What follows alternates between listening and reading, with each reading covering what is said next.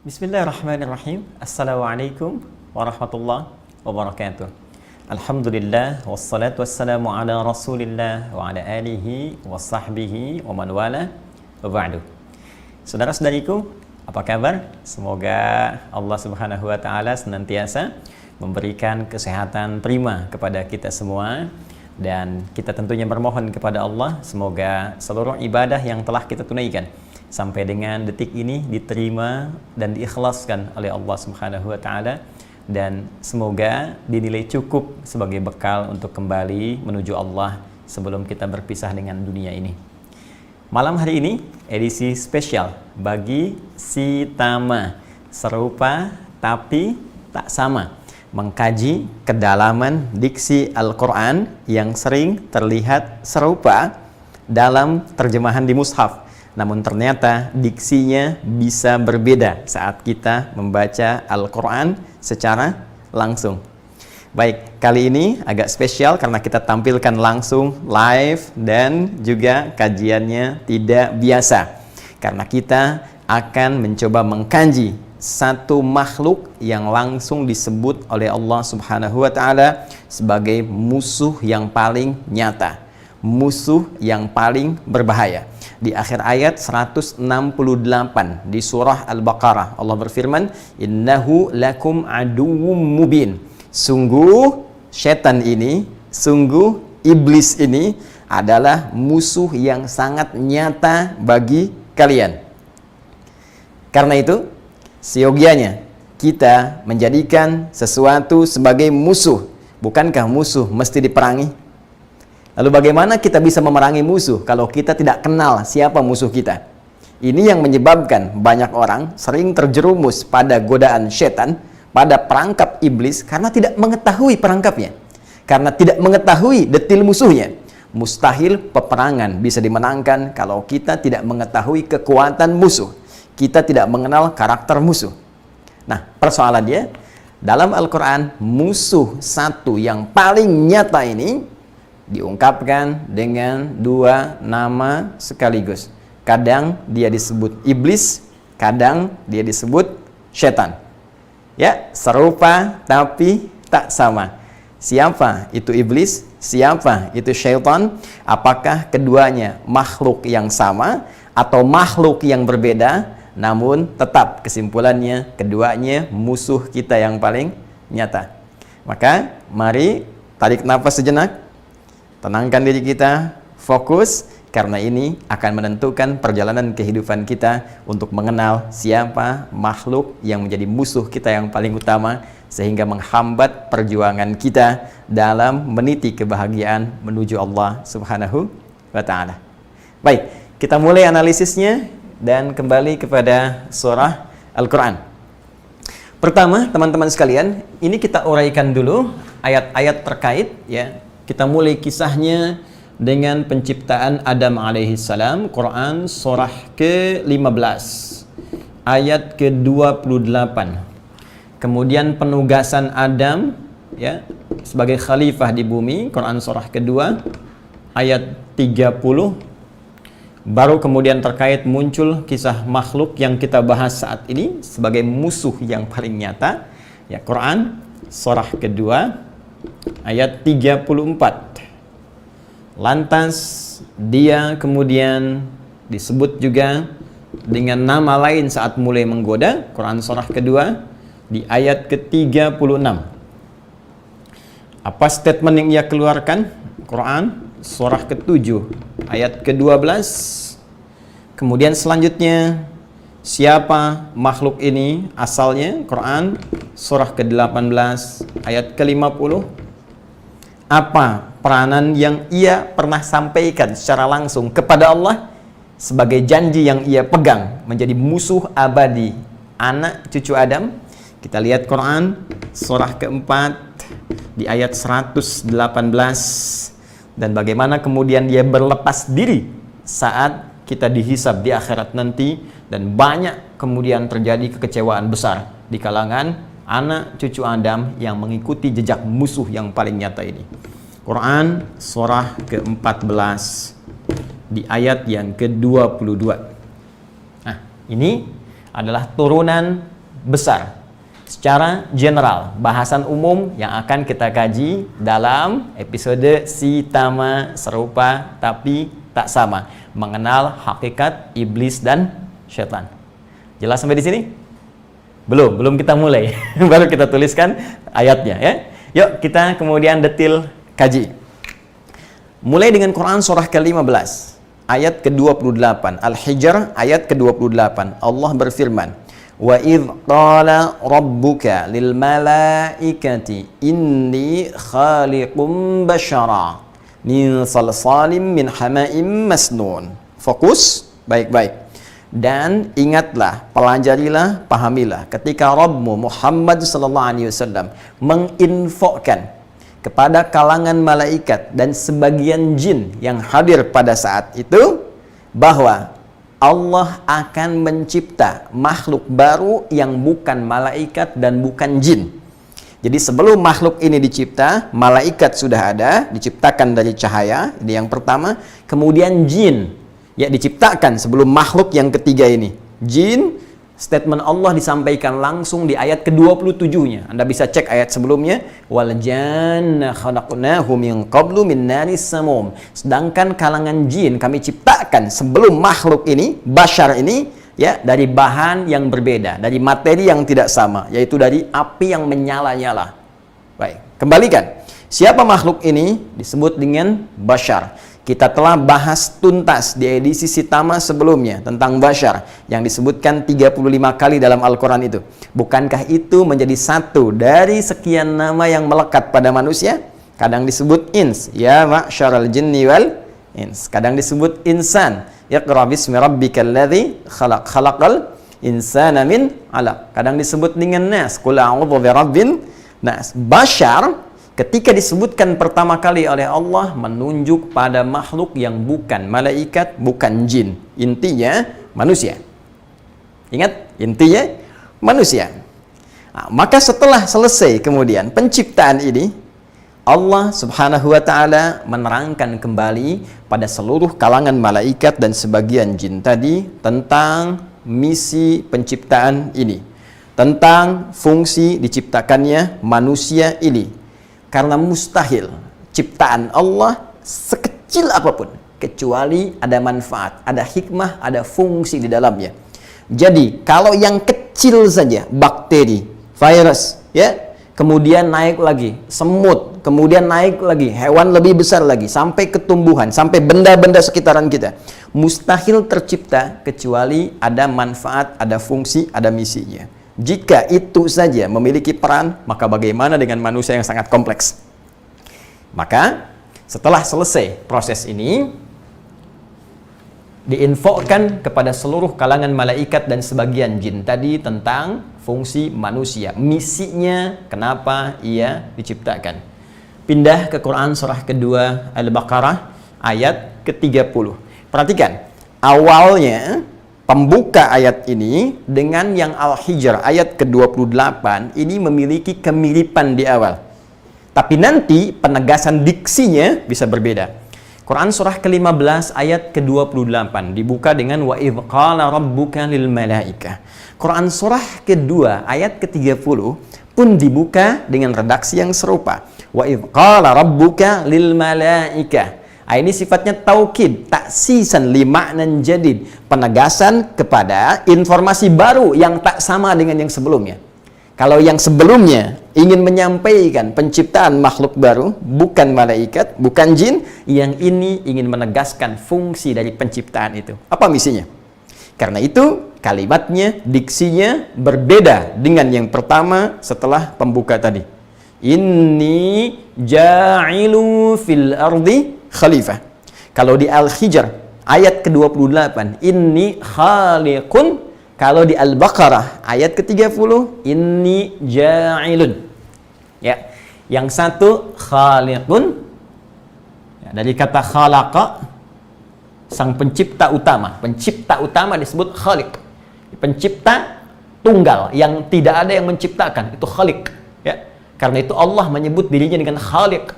Ya, karena Allah pencipta utama, yang maha, yang tidak diciptakan, yang menciptakan tak diciptakan. Ya, selebihnya namanya makhluk. Yang dicipta makhluk. Penciptaannya khalaqa. Ya, khalaqa yakhluqu. Inni khaliq. Fokus. Tercipta makhluknya manusia, bashar. Ya, disebut makhluk. Tercipta bashar. Maka kembali, ya, hikmah Allah tidak mungkin menjadikan satu makhluk kecuali memiliki peran, fungsi. Maka saat akan memberikan fungsi pada satu benda, ya, baik hidup ataupun mati yang telah ada, yang terbuat, tercipta, maka kalimatnya dirubah dari kata khalaqa menjadi ja'ala. Jadikan isim fa'il untuk menunjuk pada subjek, maka menjadi ja'il, ja'ilun. Ini spidol, pena. Apa fungsinya?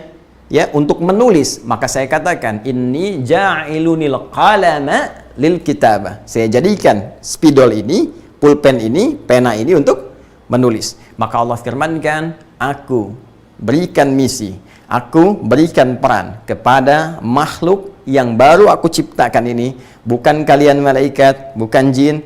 Perannya sebagai khalifah di bumi. Makhluk yang akan saling menggantikan, dari kata khalafa, yakhlifu khalfan, ya khilafatan, makhluk yang saling menggantikan. Makna pertama.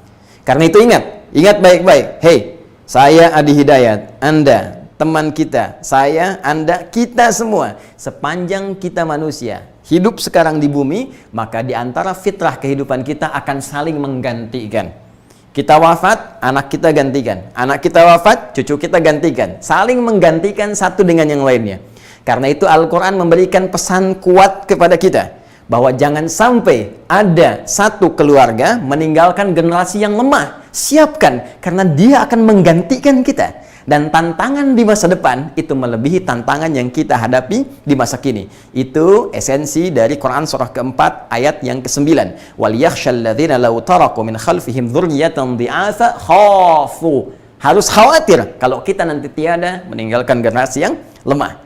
Maka baca kembali Quran surah ketiga Ali Imran dari ayat ke-33 sampai ayat ke-37.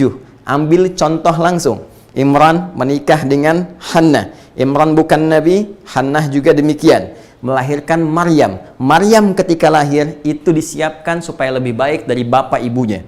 Karena itu tidak pernah disebutkan surah Hannah dalam Al-Quran. Maryam disebutkan. Maryam punya keutamaan melebihi ibunya. Ibunya melahirkan anak, menikah dulu dengan Imran. Maryam tidak pernah disentuh oleh lelaki manapun. Demikian redaksi dalam Al-Quran. Bisa mengandung, melahirkan. Ingat, Maryam bukan nabi, bukan rasul. Tapi disiapkan lebih unggul dibandingkan kedua orang tuanya.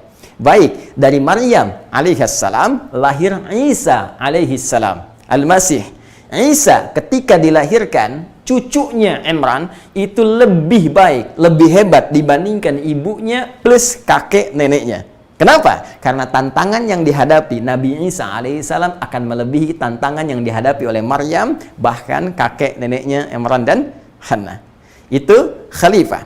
Khalifah juga bermakna pembangun, pemakmur yang harus memakmurkan bumi, membangun, menghadirkan manfaat. Karena itu sering saya katakan, kenapa salah satunya kita disebut dengan manusia, diberikan sifat umur, ya, amara ya'muru, mengandung arti sesuatu yang bermanfaat. Dewan Kemakmuran Masjid, ya, dewan kelompok yang mengatur supaya masjidnya bermanfaat.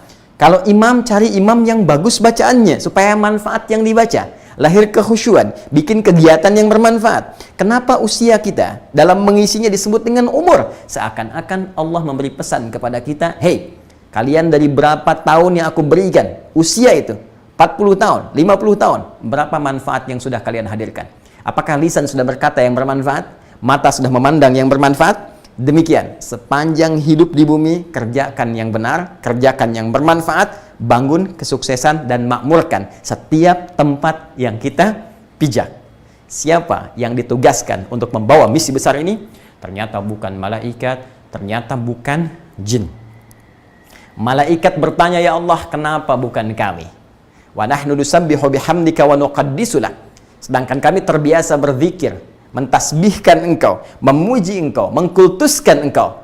Qala inni a'lamu ma la ta'lamun. Malaikat, aku lebih tahu dibanding dengan kalian semua tentang hakikat misi ini yang tidak bisa dipikul oleh kebiasaan dan tugas kalian saat ini.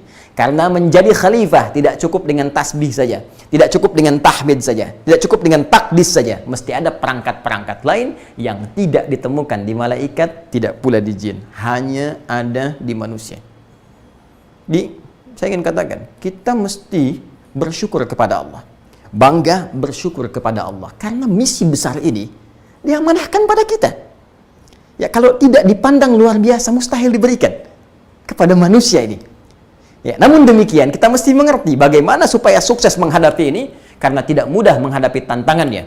Maka Allah tunjukkan kepada malaikat, kepada jin, bahwa makhluk ini luar biasa. Karena menjadi peran sebagai seorang khalifah butuh modal dasar yang paling utama, yaitu pengetahuan.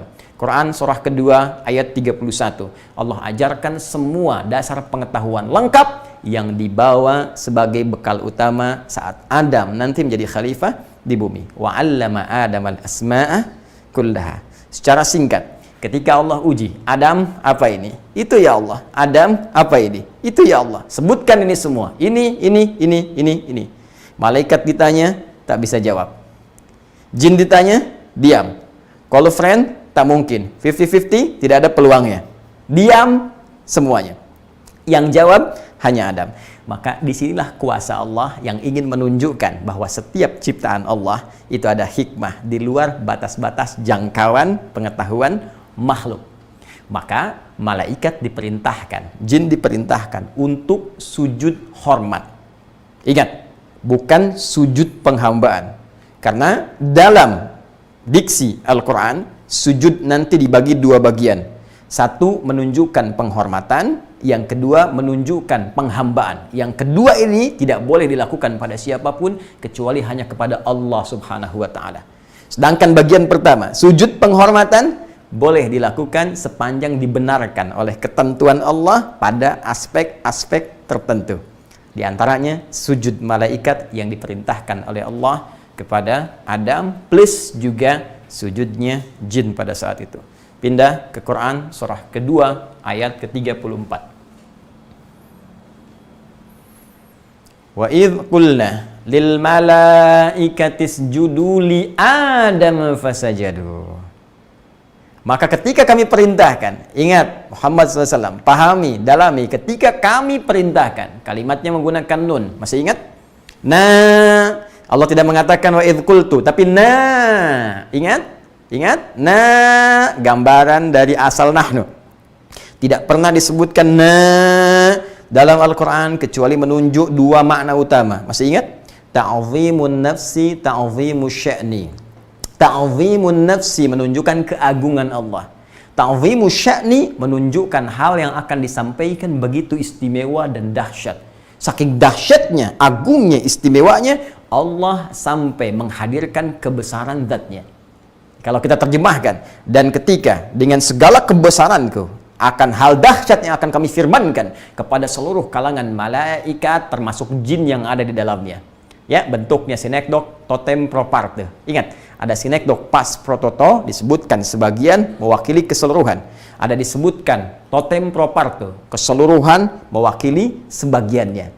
Maka disebutkan malaikat karena jumlahnya paling banyak pada saat itu, tapi mencakup jin yang hadir pada saat itu. Perhatikan, diperintahkan sujud semua, hormat kepada Adam. Karena di sini aku tunjukkan ada keutamaan yang diberikan kepada Adam yang tidak ditemukan pada malaikat dan jin. Dan ini fokus perintah Allah. Maka semua malaikat sujud. Baik. Illa iblis. Kecuali iblis. Nah, ini dia nih. Fokus ini ya. Iblis. Awas, hati-hati, fokus. Karena ini musuh kita nih. Kalau Anda sedang nggak fokus, jangan-jangan ini sedang bekerja nih iblisnya nih. Supaya kita bisa nggak fokus nih. Lihat sini. Illa iblis. Ini siapa nih makhluk tiba-tiba muncul? Tadi kan yang disebutkan malaikat. Ya, jin kan ikut sebagian di antara jin. Ya, semua sujud kecuali iblis. Ini makhluk siapa iblis ini? Aba wastakbar. Ya, wa kana minal kafirin. Aba, enggan dia, enggak mau sujud. Wastakbar. Nampak kesombongan. Ya, ada kabura yakbaru, takabara yatakabbaru, ada istakbara yastakbiru. Ya, takabara yatakabbaru, takabur. Ya, takabur itu menampakkan kesombongan. Ya. Kabura yakburu, besar, agung. Istakbara, terdeteksi ada kesombongan. Tapi perhatikan, di sini hikmah Allah ingin mengajarkan kepada kita. Allah tuh maha tahu. Sombong nih, iblis nih. Iblis, kamu sombong nih. Bisa. Ya, karena Allah maha mengetahui, bahkan sebelum terjadi. Namun untuk mengajarkan kepada kita, kepada makhluk, bahwa segala sesuatu perlu dihadirkan bukti, perlu dikonfirmasi, perlu dicek and recheck, sehingga memastikan kepada kita, kalau sudah keluar buktinya langsung, maka sulit kemudian untuk ditolak dan mengelak. Maka dikonfirmasi, ditanyakan oleh Allah dengan segala pengetahuan yang telah Allah ketahui, supaya terdengar oleh malaikat, terdengar oleh Adam pada saat itu. Ya, qala ma mana'aka alla tasjuda idh amartuk. Quran surah ke-7 ayat 12. Qala ma mana'aka alla tasjuda idh amartuk. Hey iblis. Ya. Apa yang mencegah kamu nggak sujud? Bahasa singkatnya, kenapa kamu nggak sujud ketika aku perintahkan? Perhatikan redaksi Qurannya. Idh amartuk, ketika aku perintahkan. Seakan Allah ingin mengatakan begini, bukan sujudnya yang penting. Ya, tapi perintahnya, ini perintah saya. Ya, kamu nggak sujud, kamu nggak hormat pada Adam, itu urusan kamu. Cuma ini perintah saya. Ketika kamu tidak menaati, ini persoalan. Karena itu hati-hati. Kaidah ini pun bisa diterapkan dalam kehidupan kita. Dalam sholat ada sujud, dan itu inti. Ya, bagian dari yang paling utama dalam sholat itu sujud. Penghambaan kita kepada Allah. Ingat baik-baik. Anda nggak sholat pun, Anda nggak sujud pun, tidak membuat Allah rugi. Tidak menurunkan status Allah sebagai Tuhan. Cuma itu perintah. Anda ini siapa? Perintah manusia Anda kerjakan, perintah pencipta manusia Anda abaikan. Kemudian Anda masih berharap masuk surga Firdaus. Anda siapa? Anda masih menuntut pengen dilancarkan rezeki. Anda siapa? Perintah manusia, bos di kantor, Anda cepat lakukan. Bahkan sebelum bangun dah kebawa mimpi. Perintah Allah pencipta manusia, Anda nggak eksekusi. Dan Anda masih berharap dilancarkan pekerjaan Anda. Siapa pemilik rezeki? Allah katakan, hei, kenapa kamu nggak mau sujud? Penghormatan kepada Adam ketika aku perintahkan. Perintahnya yang penting. Apa jawab iblis? Ana khairum minhu, khalaqtani min narin wa khalaqtahu min tin. Ya Allah, aku lebih hebat dibandingkan dia. Kau ciptakan aku dari api, kau ciptakan dia dari tanah. Maka tidak level. Yang diciptakan dari bahan yang lebih dahsyat, lebih tinggi, mesti hormat kepada yang rendah. Tuh. Perhatikan bahasa Al-Qur'annya. Di Al-Baqarah ayat 34 menggunakan istakbar, terdeteksi kesombongan. Dikonfirmasi di Quran surah ke-7 ayat 12 sampai 13-nya dikonfirmasi nampak kesombongan. Jadi yang di Al-A'raf sifat takabur, yang di Al-Baqarah istakbar. Dari sini ketika keluar di lisannya, maka semua meyakini dengan pasti dan sudah tidak bisa mengelak lagi iblisnya. Baik, jelas sampai sini teman-teman sekalian? Nah, sekarang pertanyaannya nih, makhluk siapa? Ini kalangan malaikat atau jin? Karena cuma ada dua makhluk tadi, selain manusia tadi. Selain Bashar, selain Adam. Kalau bukan malaikat, dia jin. Dari mana kita menemukan ya asal mula makhluk yang disebut dengan iblis ini? Maka kita harus lacak di Quran surah ke-18 ayat 50. Redaksi ini pembukanya mirip persis dengan Quran surah 2 ayat 34. Yang ini pasangannya ini, yang ini pasangannya ini. Quran surah kedua ayat 34 dibuka dengan wa idh qulna lil malaikati isjudu li adama fasajadu illa iblis, sama persis Al-Kahf. Quran surah ke-18 ayat 50 dibuka dengan redaksi yang sama untuk menguatkan, menegaskan, menginfokan sesuatu yang baru. Ingat kaidah ulumul Qurannya, taksisan li ma'nan jadid. Wa idh qulna lil malaikati isjudu li adama fasajadu illa iblis. Dengan segala kebesaranku, kata Allah, dengan segala keagunganku, ketika aku perintahkan kepada seluruh malaikat dan kalangan jin yang hadir pada saat itu untuk hormat kepada Adam, semua hormat kecuali iblis. Siapa iblis itu? Kana minal jinni fa fasaqa an amri rabbi. Kana, ini turunkan. Kita kenali dulu ya. kana minal jin. Ya. Fafasaqa an amri rabbi. Fafasaqa. Baik. Kana minal jinni. Iblis ini termasuk kalangan jin. Awas, hati-hati. Bukan malaikat. Jadi, makhluk ini termasuk kalangan jin. Masih ingat penjelasan saya? Kalau ada huruf ya, mengawali dalam bahasa Arab, satu kalimat dibuka dengan jim dan nun, itu umumnya menunjuk pada yang tersembunyi. Ya, jim dan nun. Jinnun. Kenapa jin disebut jin? Karena tak nampak dalam pandangan kita, tersembunyi. Jannah, surga. Kenapa disebut dengan jannah? Karena belum nampak saat ini dalam pandangan kita. Janin. Kenapa disebut janin? Karena tak nampak langsung kasat mata dalam pandangan kita, tersembunyi di balik rahim ibunda. Jelas? Makhluk ini tak nampak dalam pandangan kita. Tapi poinnya, iblis ini termasuk kalangan jin, bukan malaikat. Sekarang Anda fokus. Perhatikan kalimat ini. Fafasaqa an amri rabbi. Maka dia menyimpang dari perintah Rabbnya. Dan menggunakan fa untuk menunjukkan sesuatu yang cepat penyimpangannya. Fasaqa itu kata kerja, infinitif. Jadi subjeknya, isim fa'ilnya disebut fasik namanya. Sifatnya disebut fiskun atau fusuk. Fasik. Ya, lawan dari fasik itu taat. Fasikun ta'in. Sifatnya disebut dengan ta'atun. Taat, patuh. Ini kebayang nggak? Jadi jin ini asalnya sebelum jadi iblis tuh jin taat, jin soleh sebelum dia salah. Dia soleh. Dan kebayang nggak oleh kita? Nggak ya, karena belum disampaikan. Nah, lihat baik-baik sini. Sekarang coba ilustrasikan. Di langit itu, di alam sana, ya, bukan dalam hukum bumi, bukan dalam dimensi dan hitungan bumi, perbedaannya berapa waktunya? Bukankah di Quran kita temukan, ya, yang paling general kita ketahui, satu hari di akhirat sana, satu hari di alam langit sana, itu sama dengan 1000 tahun dengan ukuran dunia.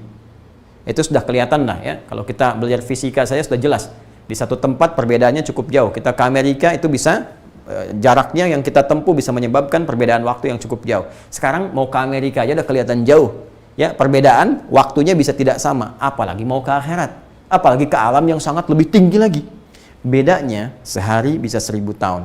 Jadi kalau iblis ini, yang jin taat sebelumnya ini, sehari aja ibadah di langit sana, maka artinya dia 1000 tahun dengan ukuran kita.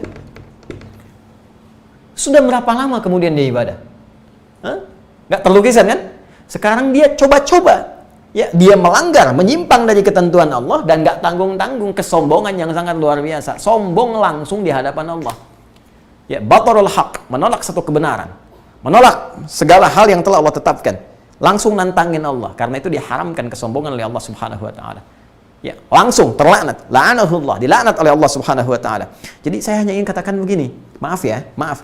Yang udah soleh aja dulu, ya, ukurannya ribuan tahun bisa dalam hitungan kita dunia, melanggar ketentuan Allah, menantang Allah, ini bisa dilaknat. Arahnya neraka jahanam, terkutuk, semua makhluk mengutuknya, malaikat mengutuknya, kalangan jin sendiri mengutuknya, manusia sendiri mengutuknya, di semua kepercayaan manapun, itu mengutuk iblis sampai dengan saat ini. Ya, kenapa? Karena melanggar ketentuan Allah, sombong dia. Terus Anda pengen ikutan, Anda siapa? Bekal Anda di mana? Siapapun Anda, kenapa mesti sombong? Anda ustadz, kenapa harus sombong? Anda insinyur, kenapa sombong? Anda pejabat, kenapa sombong? Anda birokrat, kenapa harus sombong? Anda di militer, kenapa sombong? Toh Anda wafat juga. Sudah ada yang pernah sombong, dijanjikan neraka jahanam, dikutuk sepanjang hidup, dijanjikan siksa yang berlipat. Terus Anda pengen ikutan, bekal Anda apa? Baik, sekarang kembali ke sini. Jadi ini kalangan jin asalnya yang membanggang, dia menyimpang, maka oleh Allah penyimpangannya disebut dengan iblis. Ada yang menyebut iblis ini seakar dengan diabolis, artinya intelektual tapi yang menyimpang. Karena itu di bahasa Yunani, ya, kalau ada penyimpangan intelektual dibahasakan dengan diabolis. Diabolism, ya paham-paham yang pintar tapi menyimpang. Jadi ini ingin menunjukkan, kalau kita ambil akar katanya dari situ, ingin menunjukkan nih makhluk pintar. Ya, pintar. Saking pintarnya nih punya strategi menipu. Jadi kepintarannya dipakai ya, untuk menipu, untuk berbuat jahat. Jadi kalau ada orang pintar, hati-hati, yang kepintarannya digunakan, ilmunya digunakan untuk berbuat penyimpangan, berarti dia sedang dikerjai oleh iblis tuh. Hati-hati. Ya. Ada juga yang menyebutkan dari balasa, ya, kemudian masuk sifat melekat pada dirinya. Jadi sesuatu yang baik yang tertutupi oleh keburukan. Jadi ada labisa itu labisa yalbasu libasan, ya, sesuatu yang baik menutup yang buruk. Ini baju baik nih. Ya, kenapa pakaian disebut libas? Walibasu taqwa dzalika khair, karena pakaian ini menutup aurat yang buruk yang tak ingin kita tampak. Tutup. Tapi sebaliknya, kalau yang baik ditutup oleh yang buruk, maka katanya bertukar. Jadi balasa. Ada sebagian yang menyebut demikian. Kalau meresap pada pemiliknya disebut iblis. Kenapa iblis disebut dengan iblis? Karena kebaikan yang telah ia tenun selama itu ditutup oleh kesombongan yang dipertahankan. Lihat, kesombongan yang dipertahankan, yang pada akhirnya hanya melahirkan kutukan. Jelas? Nah, jadi ini kalau disebutkan makhluknya, maka dia iblis. Ya, genealoginya berasal dari jin. Yang paling menarik, ketika dia mulai dicela oleh Allah, bahkan diusir dari tempat yang tinggi itu. Allah khruj, keluar. Levelnya diturunkan oleh Allah, keluar. Itu sebetulnya belum turun yang lainnya, masih diberikan kesempatan taubat. Kan sifat Allah itu gini, karena Allah telah menetapkan bahwa rahmatnya, Allahu Akbar, itu lebih dalam dibandingkan dengan murkanya. Ya, kata ba'ala nafsihi rahmah, Allah telah menetapkan rahmat yang dalam. Karena itu dosa sebesar apapun, kalau mau taubat masih diampuni. Itu langsung disampaikan Allah di Quran surah ke-39 ayat 53. Qul ya ibadiyalladzina ya asrafu ala anfusihim la taqnatu min rahmatillah. Katakan pada hamba-hambaku, Muhammad SAW katakan pada mereka, jangan putus asa dari rahmat Allah. Kalaupun kalian berbuat banyak dosa, sepanjang kalian mau kembali. Innallaha yaghfiru dzunuba jami'a. Allah berpeluang mengampuni semua dosa kalau kalian mau taubat. Sifatnya. Cuma tadi ada dasar iblis mempertahankan kesombongan. Alih-alih dia bertobat, dia mengajukan proposal kepada Allah untuk membuktikan kehebatannya. Seakan dia ingin mengatakan begini, ya Allah, aku ingin tunjukkan memang aku ini levelnya tinggi. Ya, bukan apa-apa, bukan nggak pengen melanggar perintahmu ya Allah, cuma aku memang pengen tunjukkan aku ini lebih hebat dibanding Adam. Tuh, lihat kata-katanya tuh. Ya, kelihatan seperti benar, padahal salah. Awas tuh. Nah, dan ini diwariskan. Nanti diwariskan. Ada manusia yang mewarisi retorika iblis. Ini bahasa, awas nih, lihat ya kalimatnya. Ada manusia yang mewarisi retorika iblis. Itu di Quran surah ke-2 Al-Baqarah ayat 204. Ya, wa minan nasi may yu'jibuka qawluhu fil hayatid dunya wa yushhidullaha ala ma fi qalbihi wa huwa aladul khisam. Dan Anda akan dapati di antara sebagian manusia kalau berkata retorikanya begitu cantik, kalimatnya menarik. Kadang-kadang bawa ayat-ayat Quran dia potong-potong tuh dan dia bersumpah dengan nama Allah, kadang-kadang demikian, padahal dia musuh yang paling berbahaya. Kalangan manusia. Tuh, ya. Nanti kita akan lihat ke belakang nanti ya, kadang-kadang lebih mudah melawan setan dibandingkan manusia yang kesetanan. Ayo betting quote tuh. Kadang-kadang lebih mudah menaklukkan setan dibandingkan manusia yang kesetanan. Nanti kita lihat bahasannya ya, kenapa demikian. Yuk, balikin lagi. Maka ketika itu kemudian Allah ingin tunjukkan, kamu makhluk nih, dikasih kesempatan tobat malah nawarkan. Ya, Allah perintahkan Adam masuk ke surga. Iblis, ya Allah, protes dia, ajukan proposal, beri kesempatan, aku ingin tunjukkan aja. Kata Allah, ya silahkan. Dan Adam pun akan diberikan perisai. Baik, maka kisah itu akan berlanjut ke Al-Baqarah ayat 35 sampai 36. Ayat 35-nya, masuk Adam ke surga, ditemani oleh pasangannya. Wa qulna ya Adam uskun anta wa zaujukal jannah. Silahkan, kami firmankan, Adam dan pasangan tinggal di surga. Nikmati semuanya. Ya. Wa kulu minha ragadan haitsu syi'tum, nikmati sepuas-puasnya. Wala taqrabu hadhihi syajarah. Tapi jangan dekati pohon yang ini. Ujian. Ini ujian yang ingin memperkenalkan bagaimana nanti tantangan yang akan dihadapi saat menjadi khalifah, karena akan menghadapi tantangan luar biasa dari musuh yang paling utama. Jangan dekati ini. Fatakuna minadh dhalimin, maka kalian berdua akan termasuk kalangan orang-orang zalim. Karena itu sebagian ulama memberikan penafsiran surga ini bukan surga yang akan kita tempati nanti di akhirat kelak. Berbeda. Karena surga ini sifatnya training kepada Adam, Hawa sebelum turun ke bumi untuk memperkenalkan hakikat kehidupan di bumi seperti ini. Ada perintah, ada larangan. Surga kita nanti nggak ada perintah lagi, nggak ada larangan lagi. Jadi jangan pernah bercita-cita pengen tahajud di surga Firdaus, itu terlampau soleh. Nanti nggak ada perintah, nggak ada larangan. Oh kalau gitu masih boleh merokok Ustadz di surga? Oh silahkan, nanti ambil apinya di neraka. Bisa. Ya Allah Ta'ala, yang penting nggak ada larangan. Nanti saat kesana semua nafsu dicabut, segala nikmat, insya Allah dengan rahmat Allah. Semoga Allah berkenan menempatkan kita dalam suasana rahmatnya. Intinya masuk ke situ, muncullah kemudian iblis dengan segala pembuktiannya. Datang mulai menggoda. Ketika menggoda itu secara singkat, perhatikan baik-baik. Makhluk ini, jin, tertutup oleh kesombongan, berubah jadi iblis. Itu untuk dirinya sendiri. Jadi sombongnya, yang dia tampakkan, persoalannya untuk dirinya. Ketika keburukan itu mulai diwariskan pada orang lain, mulai mengajak orang, maka namanya dirubah oleh Allah dari iblis jadi syaitan. Al-Baqarah, ayat 36. Fa'azallahuma syaitanu anha. Maka syaitan mulai menggelincirkan Adam dan Hawa dari surga itu. Nah, ketika mulai menggoda, kita sudah tahu ya apa yang terjadi. Jadi saya tidak perlu kisahkan lagi secara singkat. Digoda Adam dan Hawa, melanggar ketentuan Allah. Ketika mulai menggoda, disebut apa? Syaitan, digelincirkan. Kalau tergelincir itu jatuh kan? Kalau jatuh itu ke atas ke bawah. Keterlaluan kalau nyebut ke atas, pasti ke bawah. Ke bawah, tergelincir dari atas ke bawah, jatuh, turun ke bumi. Dari atas turun ke bawah. Itu yang disebutkan di Quran surah ke-2 ayat ke-38. Wa qulna bitu. Ya, ba'dukum li ba'din. Aduh. Ya. Hei, sekarang kami perintahkan Adam, Hawa semua turun ke bumi. Misi dijalani. Sebelum sampai ke situ, kita kembalikan. Ketika mulai menggoda, disebut apa? Syaitan. Ini fokus. Teman-teman, waktu kita terbatas, fokus betul, jangan hiraukan setan. Ya. Syaitan dari kata syaitana. Syaitana. Tuh. Ajakan yang menjauhkan dari kebaikan itu syaitana. Ya. Ajakan. Dorongan, ya. Yang menjauhkan dari segala nilai kebaikan. Itu pekerjaannya disebut apa? Syaitana. Ya. Kalau itu melekat pada satu makhluk, maka sifatnya disebut dengan syaitan. Awas beda tuh ya. Melekat kemanapun.